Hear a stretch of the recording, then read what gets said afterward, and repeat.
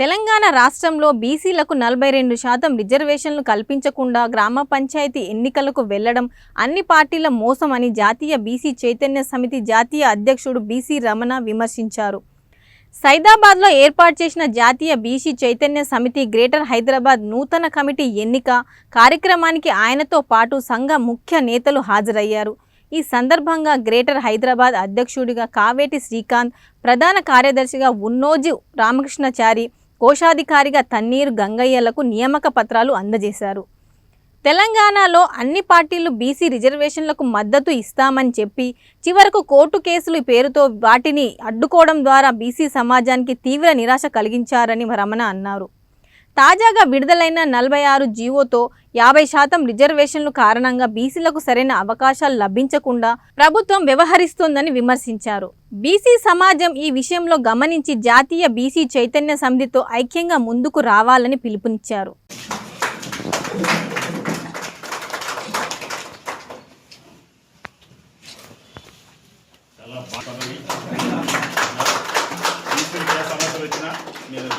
ముందుండాలని కోరుకుంటున్నాను. ధన్యవాదాలు. ఉన్నోజు రామకృష్ణచారి ప్రధాన కార్యదర్శిగా ఎన్నుకోవడం జరిగింది. వాళ్ళకి నియామక పత్రము రమణ గారు చేతుల మీదుగా ఇస్తారు. ఓకే, సమాచారం కానీ అప్డేట్ తెలుసుకోవాల్సింది ప్రధాన కార్యదర్శి బాధ్యత.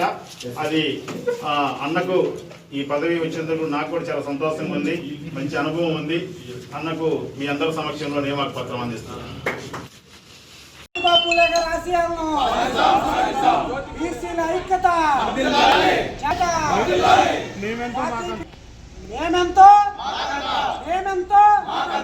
బీసీలంటే బ్యాక్ బోన్.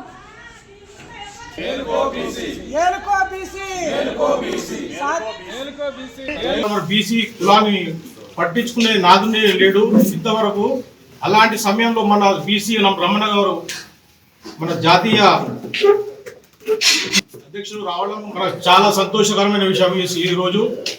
అదేవిధంగా ఇదే విధంగా మన గ్రేటర్ హైదరాబాద్ అదే కాకుండా రాష్ట్ర స్థాయిలో అదే నేషనల్ స్థాయిలో ఇదే విధంగా మన బీసీ ఐక్యతను చాటుకోవాలని, అదేవిధంగా కలిసి ప్రతి ఒక్కరిని చైతన్యవంతులు చేయవలసిందిగా నేను బీసీ రమణ గారిని కోరుచున్నాను. ధన్యవాదాలు. మమ్మల్ని గుర్తించి ఈ యొక్క ఇంత పెద్ద పదవి నా చేతికి ఇచ్చినందుకు అన్ని కులాల వారిని, ఈ బ్యాక్వర్డ్ క్లాసెస్లో అన్ని కులాల వారిని మనం కలిసి మేము ఈ యొక్క తెలంగాణలో మేము దీన్ని బలోపేతం చేస్తామని గ్రేటర్ హైదరాబాద్లో మేము ఈ యొక్క రమణ గారి యొక్క ఆధ్వర్యంలో మేము దీన్ని ముందుకు సాగిస్తామని చెప్పి మేము మనస్ఫూర్తిగా రమణ గారికి ధన్యవాదాలు చెప్తూ.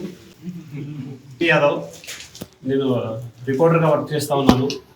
దాంతోపాటు మన రమణ గారు నేను చేసే కార్యక్రమాలు చూసి అక్కడ ప్రోగ్రాంలో పాల్గొని మనకి ఇంత పెద్ద పదవిని అప్పగించడం జరిగింది.